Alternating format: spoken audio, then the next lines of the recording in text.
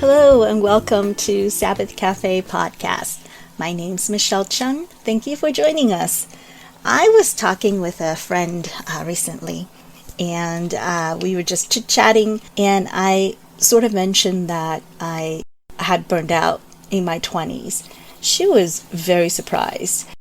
For those of you that don't know my background, I grew up in an evangelical church, and I was very involved in ministry. I was working a full-time job, and I was also leading worship and doing a lot of things at church.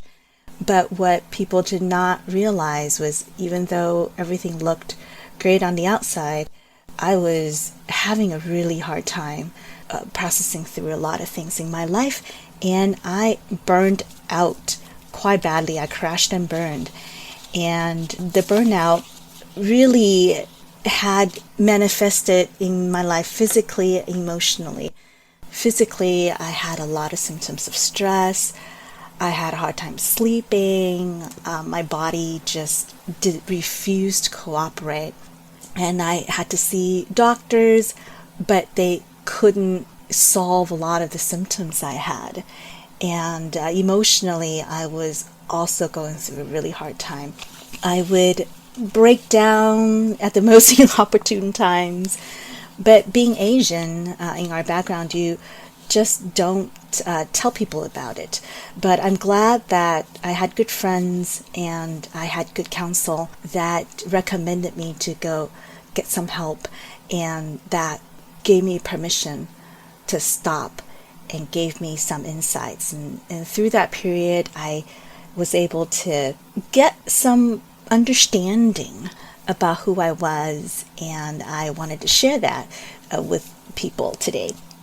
And because I was physically unwell, it actually forced me to put a hard stop to all of my commitments at that time. And I'm very grateful for that. Back then it felt like death that I had to stop all my commitments and step down from a lot of my responsibilities. But I couldn't even focus at work, my day job. And I couldn't focus at work in the day, and everything was just not turning out well. And I'm grateful that I was able to just take a break from most of the extra commitments I had. And finally, when I took a hard stop, I had time to reflect. And that was the first thing that was a life-changing thing for me, is I actually had time to breathe and take a good look at what was really going on, rather than going from one appointment to another, one commitment to another. And for some of you, I'm sure it feels like one crisis to another. I was able to just block out some time and have some downtime by myself, where I had literally scheduled in my calendar private time where I don't allow other people, so that I don't feel guilty because I have something already scheduled for myself. And it was during that time that I learned how important it is to have space and to have margin in your calendar. Later on, I had heard a friend talk about this phrase, letting your soul catch up with your heart. And what they meant by that is sometimes we're so busy that our heart is in so many places, and that we feel fragmented in our lives, and that our emotions sometimes don't have time to process through all the different events or people that we had met. So you just basically had to stop and allow all these thoughts and feelings to come together, to acknowledge all of these things that in your busy schedule that does not allow you to feel, that you may not have allowed yourself to feel, that you may not have allowed yourself to really think deeply about what maybe somebody else said or maybe what you said. And all of these things really do pile up. And I was grateful that I had learned to stop and give myself processing time. And if you read my blogs, you'll notice I mentioned that a lot, in whether it's for dealing with anxiety or when I have a heart for prayer, I feel burdened to pray. Processing time where I am by myself and giving myself permission to be present to everything, whether it's my feelings or thoughts that has been going on, is very important to me. And that has become one of my key spiritual practices that, in a sense, keeps me sane. And once I started to stop and schedule time for reflection, I realized I needed a lot of reflection time. I needed the time to not only reflect, but these private spaces have become a way to recharge my tired heart. I didn't realize that. Not only was I physically tired, I was emotionally overwhelmed. And that's what a lot of us don't understand is we don't realize how integrated we are, that our emotions, our energy, and our physical state, we're made of body, spirit, and soul, and all three of those things tie together. And it's very important to allow yourself time to bring these separate parts of who we are to the same page. And so that's the first thing I learned is it's very important to stop and have that reflection time scheduled. And after a short while of practicing that and incorporating time, downtime, reflection time for myself, God slowly showed me that I was wrong in the way I viewed my time and schedule. And what I learned was it's not about how much calendar time we have, the 24 hours in a day, or maybe the 3 or 4 free hours that you think you have, or I think I had. It's not about how much of those time I have to spend. I was looking at the wrong thing. It's about how much focus and attention I have to spend. And that actually changes the focus of things. Because now, instead of looking at how much hours of time I have to schedule, I need to look at what are the kind of events I have to schedule. Because some things are easier for me to recover from than others. Running errands and doing chores around the house may take up more physical time, but it doesn't take as much of my focus and attention. Whereas I may only spend half an hour hanging out with a friend or a neighbor, but afterwards I would feel like my whole afternoon is gone. Or sometimes I have lunch with a friend that really needed a break and just really needed some company. And it's just an hour lunch. But after that, for a whole day after that meetup, I would feel lethargic. I just would have no energy for anybody or anything. And that's what God was showing me, is when I start to manage my time, how I should think about it is how to manage my attention span. It's really about focus. I think that's where I kind of got things mixed up. I think because I have a huge free chunk of time, I can commit to do all these things for other people because I have free time, quote unquote. But what I didn't realize is that it's not just my time I am offering. I'm also offering them my attention span. And although it may look like I have quite a few hours, but I have a very limited amount of attention span. And when I spend that attention on other people, other events during the day, then at night when my husband is home, I don't have any kids yet, but it's when my husband comes back, I have no attention to give to him, unfortunately. I have been sucked dry. And I don't know how many of you guys can relate to that, but that's really how I felt. And so I've learned that it's not about guarding my time.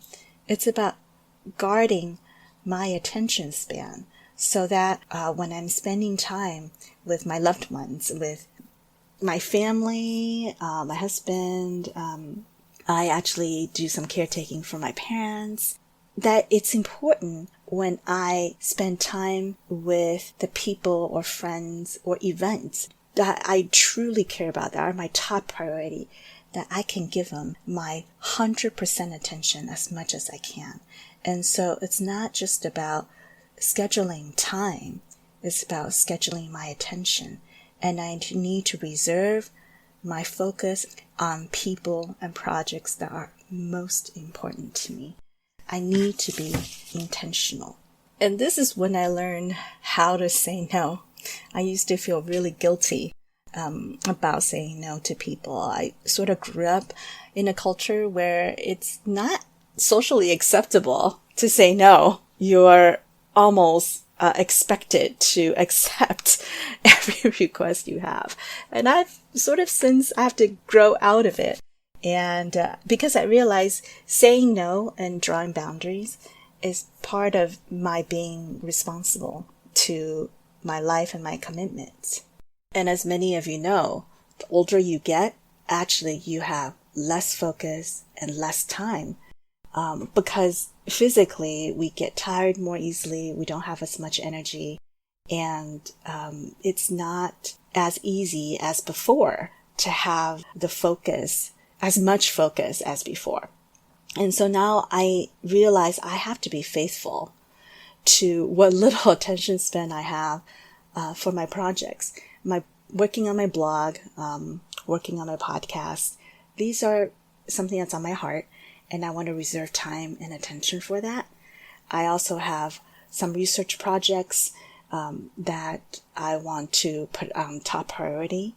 I have, like many of you, we have loved ones, we have family we have to take care of, and that takes priority. And most of all, I need to guard my time with the Lord. I need to guard my focus and attention for my own spiritual well-being. And that's something that is important to me.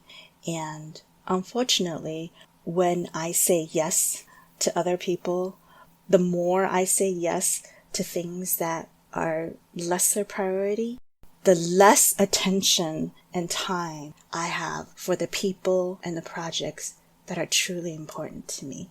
And the other things are not bad. Most of the time, it's good. They're very good causes, whether it's volunteering or ministry or just caring for people. They're very good things, but doing these good things will end up costing me the best things that God has for me. And that's something I had to really take a good and hard look at my life. Every so often I have to just stop and reflect and understand what are the things that God has called me to that only I can do. Those are my priorities. And I have to let go of many good things and trust that God is faithful, that He will meet those needs. And I just have to be faithful to focus on the few things that He gave me. And that's my lesson of learning how to be faithful, learning how to say no, learning how to guard my time and my focus. And even though the burnout at that time, it just felt devastating. I was only 27. Yes, I burned out at the young age of 27. But it was truly a turning point for me. I am now looking back, I'm so grateful for it because it challenged me. God used that time to stop a bad way of living, to stop a very destructive pattern I had in my life. There's no way I could sustain that now. I don't know how I could sustain that type of a lifestyle back then. But now I've learned that I am made of dust. I am a limited being. And even so, God has given me things that He knows I can handle.